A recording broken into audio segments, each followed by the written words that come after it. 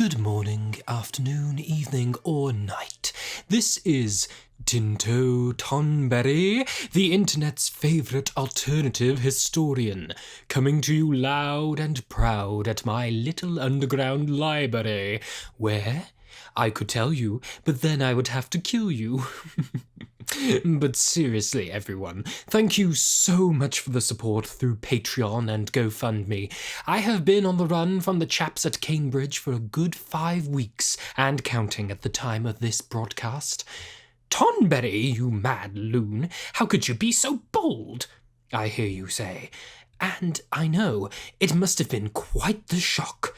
I could no longer handle being shackled to those dull farts who kept all the important work away from my expertise. It may not seem the case, due to my superb resilience and mental fortitude, but being isolated by that circle of historians truly brought many a tear to my eyes. But who's laughing now, eh?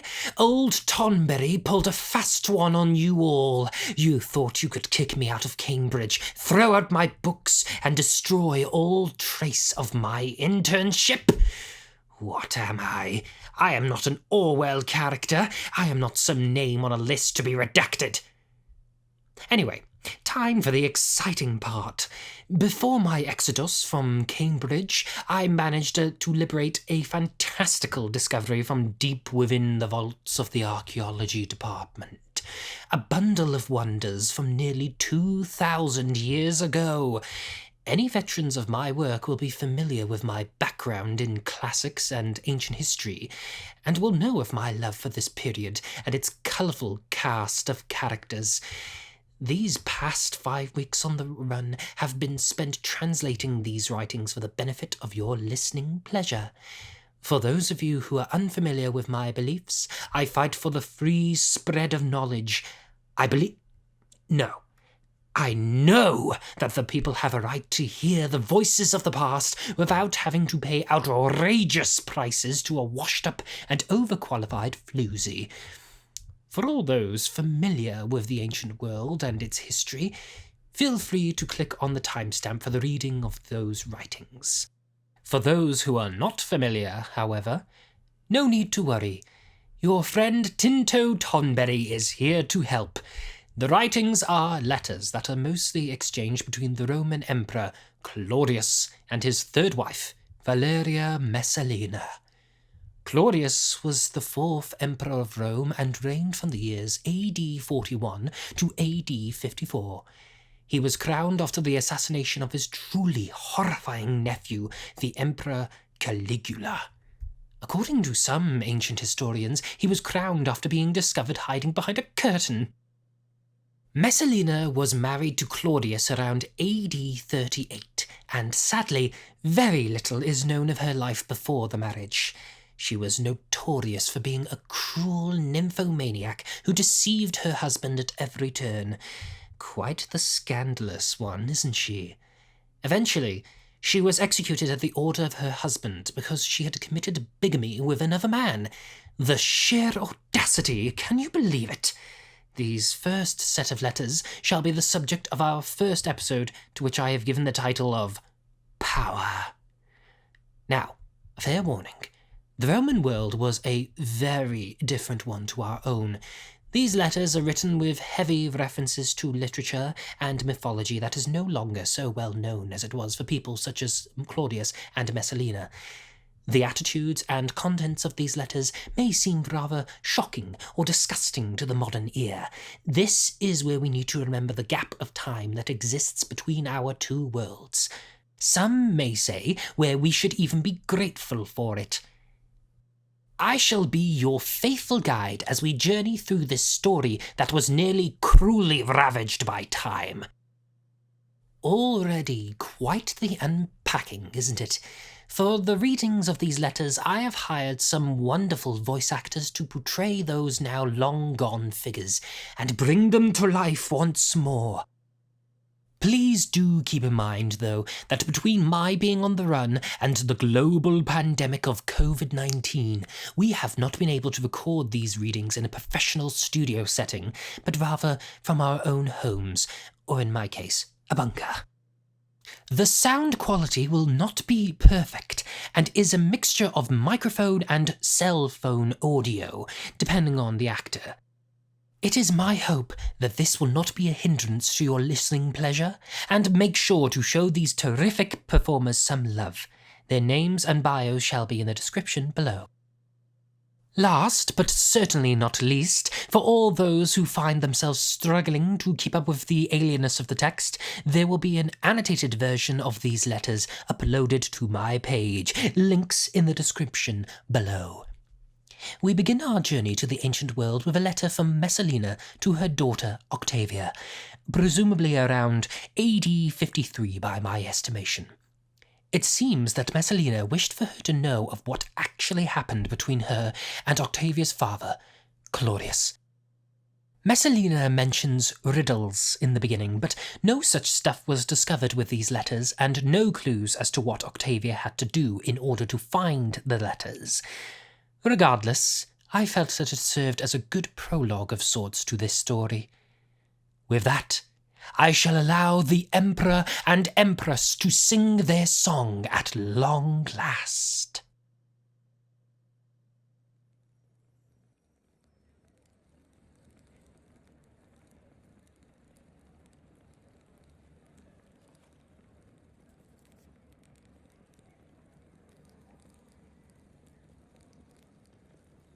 My dearest Octavia. Hello, my little clever clogs. If you are reading this, then you have solved my riddles and discovered this bundle of wonders deep within the palace. I hope this letter finds you well and thriving as a young woman of 14. A majestic year in the life of a young girl, I know all too well from the ocean of my memories. You will begin to notice a change in the voice. Your body appears a hodgepodge between a child and an adult, and the flutter of butterflies in your gut as the eyes leer upon the soft face of a boy, or the enrapturing locks of a fellow girl. Oh, the wondrous thoughts we could share, my dear Octavia. If only I could be there to clench your hand in excitement, to discuss all your adventures in the time we would miss together. But the dead cannot rise from the grave. Your memories of me will be fragmented and foggy, like a face rippling in the water, colourless and undulating. For you, I will never be able to raise the curtain of the delights that can be found in this world. Never will we jump with awe at the amphitheatre, with its bulking elephants and savage lions. Never will your father and I look upon you with stern disapproval when you sneak off to a party. Never will I see you beam with joy when you look upon your beloved. Stolen memories all. I plead to you and the highest of gods that you can forgive me that injustice. That is the reason I entrust these letters to you. You are the only person to have looked upon these whispers between your father and I. It is my hope that through reading them you will come to understand why your life was robbed of my presence. There are other points of view that I could not compile with them, however. Perhaps you could persuade your father to give them to you? He is an utter bookworm and collects everything and anything. I have no doubt there exists other letters that can more easily fill in the blanks left by the roles your father and I played in this grand tragedy. Like Calpurnia, your father's mistress. He is not the innocent little rabbit he will have you believe he is. Narcissus, who I imagine is still your father's chief advisor. He likely has some reports he would rather keep hidden under lock and key. Even that sly little grasshopper Agrippina and her pimply son Nero are far too interesting to not have a role in this. Speaking of Agrippina, I imagine your father chose to wed her. So watch for her presence in the kitchen, for she has studied the craft of poison. Some of these letters will horrify you, for I doubt your father has divulged much of who he really is, and all traces of my person have likely been erased at the suggestion of whoever whispers in his ears now. Some may be difficult to understand, for we both loved and reverenced poetry and mythology a great deal. Your father spent his life being ridiculed by those that should have shown him love. He has been branded an idiot by those who could not muster the patience for him and was forced to be the jester for tyrants. His own mother starved his sister to death and forced him to listen to her screams as a reminder not to conspire with conspirators, as she had done. He is not an emperor. He is an actor, and a fine one at that. Able to play any character he must become to survive this cutthroat world of royalty. For these reasons, he tried far too hard to be seen as intelligent, and to show he was able to spout out the most flowery of language and profound of statements.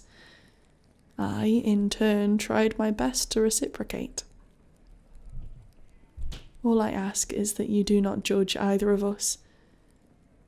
It is frightfully easy to judge another, to refuse to plant yourself in their mind. To understand another is to tackle a monster, and I ask that you muster the courage to understand. I will never blame your father for my death, nor will I take responsibility for it. Do not go looking for a cause or object to take your vengeance upon. You will find no such thing. All that matters is that it existed, it happened, and you will pass on its memory. Your father will be proud of you, being the aspiring historian that he likes to think he is. If you ever want to cure insomnia, just get him to read you his history of Carthage. Know that I never hated him. I loved him more than any poem could serenade. As did he cherish my existence and worship every step I took. So it is that I must draw this letter to a close. The Praetorians, your father's guards, that is, are knocking on my door. They will not leave without my head. I love you, my little sunshine. Please stay safe and find the happiness that I could never attain in this life. If you take nothing else from these letters, at least learn from them. Break the curse that plagues our family, the Caesars. Your loving mother, Valeria Messalina, Empress of Rome, wife to Emperor Claudius of the Roman Empire.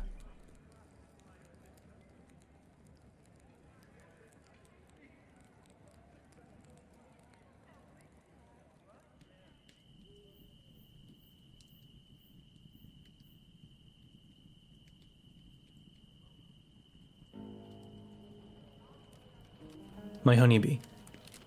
The days tear into my brain like a hound mangling the last morsel of meat on a bone. Narcissus and Pallas shriek like furies in their attempts to remind me of some potential betrayal or the staggering cost of a new aqueduct. I feel alike to a neglected cup of wine, stumbling ever so graceful at the precipice of a grand table. Just one careless bump and I shall fling away. Shattered shards and crimson stains to be the finale to my wretched existence. I have sacrificed to Pax and Hygeia the cost deducted from 15 rams within the past 9 moons. The augurs traverse the entrails. The prospects are favourable all around, dear Caesar. Liars. I know all too well that they seek to flatter. May Jupiter bolt them down to Hades to boil alive in their sycophantic poison. Or perhaps I should not speak so ill of the representatives of Olympus. Perhaps that is why the gods pour so much misery in my ear. Last night I could no longer take such quantities of it. I stormed out without a word, like a spoiled child giving his parents the silent treatment. The palace had morphed into the labyrinth, with Narcissus and Pallas coalescing into a somehow more grotesque mutation of the Minotaur. Like noble Theseus, I tried to follow sweet Ariadne's trail, but to no avail. The Minotaur was not the one faced by the Athenian, for it was now fused by two of my best statesmen. Two brilliant minds are more than a match even for the Cretan princess's genius. Hope had been all but devoured by the creature as I tumbled through the halls. I darted so wraith-like that you would be forgiven for forgetting that Apollo cursed me with a limp. Hermes' blessing began to dissipate as the curse returned. There was nowhere to run. The palace had long swallowed me whole, and the city of Rome was digesting me limb from twitching limb. The second before I was ready to surrender myself, the searchlight of heaven burned upon the cellular pain. Apollo's rays fish-hooked my eyes. He reeled me in upon a veranda. I expected to see the god looking down upon me, an explanation for his role in my miseries. There was no such appearance. There was merely Lady Luna. Only Luna was wearing a new persona. Yours. My mind was broken into and my memories ransacked. Your imposter was searching for one in particular. Our first meeting, when my nephew decided it would be hilarious if we married. You were wrapped in Apollo's radiance on that night too. I could have sworn he crafted a dress of grey silk flame that none but you could wear. You had fishhooks for eyes even then. Venus disguised as Diana. If you were to catch me gawking upon you, then I would surely find myself transformed into a creature of your making. Your loyal nymphs at the ready to tear every scrap of flesh. Don't you remember what you said to me? It is my hope that with time, you will come to love me. You knew exactly what you were doing. Knew that you reeled me like a prized catch. For how could I not fall so deeply for such a creature? I wanted to be consumed by you. To become another atom dancing among the labyrinth of matter that makes your lunar dress.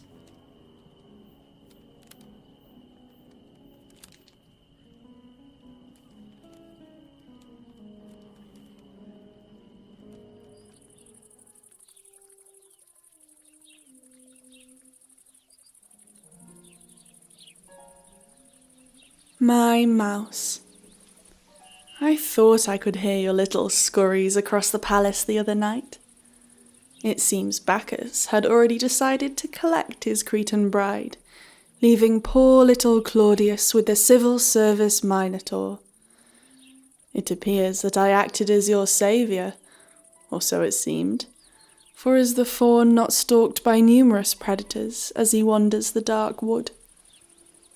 The Minotaur was merely physical, a hulking dumb brute destined to be butchered for the serving of a plebeian table. I am ethereal and intangible, like a riddle that is always at the tip of the tongue but never quite present in thought. This nature of mine tickled that dainty condition of yours. No, I do not talk of the limp, but your worship of myself. I could crush every bone in your neck, and you would still kiss the soles and toes. Why, Claudius? Does my beauty compel death with a grin? Perhaps that is why we love the gods so. Love them through fear. Love the fear because there is something attractive about it. Like you, Claudius, everyone secretly lives under the spell of peril. You complain, but I believe you love nothing more than to stay like that wine glass for the rest of your days. Because there is a mystique about the abyss that tames us like the elephant. We can be violent and screech, but we inevitably choose to become its slave. This hypothesis fluttered about my mind as I got myself lost in the Aventine. I wore as little as possible. No purse, and only a knife I stole from the barracks. I came across a youth, perhaps 16 or 18 at most. His tongue lapped his lips. He stared bug-eyed at what was clearly the most radiant creature he had set eyes upon. I came hither, fluttered my eyelashes and whispered, "Adonis, my love, don't you recognize me?" I wasted no time and gently bit his lower lip. The little lamb shuddered, and I could have sworn his eyes rolled backwards. "It is your mistress, Venus. So this is the form you have taken. You shine like never before in your beauty. At last, you have returned to me." He gorged upon the words as a chicken to feed, his delicious neck ever the more exposed as I ground my axe for the chop. The poor thing barely had any clothing on him to begin with. His attempts to hide his grimy sceptre were pitiful. Easy prey for stray hands. There, my dove, why so shy? We have been apart for far too long. It's time to connect once again. Don't you think, love? Oh, the perspiration rolling down his brow, a chest heaving with zeal. For a while, even I believed I was a goddess. He took a plunge into the crystalline pool of my soul before a nod sprung. I took him somewhere a little darker, dragging the poor creature to my lair so I could devour his succulent flesh. He was a good little fawn, doing everything exactly as I told, even more so after my blade met with his throat. Naturally, his lust transmogrified to pure terror. At any second, I could gut you and watch as your body empties of blood. Have you seen the glimmer of Apollo in crimson?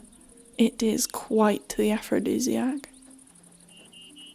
Evidently, he had never witnessed such a thing. Keep going. But mistress, keep going, or it will become the last experience of your existence. He did not protest further. I can assure you, Claudius, I had no true intention of cutting his gullet. Before long, he began to place his hand upon mine. I thought he would turn the knife upon my own neck, but instead he gripped firmer my hold. His throat produced a giggle, which evolved to a chuckle, and then peaked at maniacal laughter. What more could I do but join him? It was at that point I was reminded of how ludicrous this all was, how I did not know this boy's name and never would know it, and how you would squirm reading it from my pen. I could have killed him. No one else would have had him, and he would belong to me even down below in Hades, the woman who took his virginity and his life. But it's more fun for you to know in the future, when taking me as your wife, to know and claw away at the fact that you reap from the same fields ploughed by some peasant from the Aventine, and that you will thank me for it. Are you like that boy, Claudius? Do you laugh in the face of the abyss?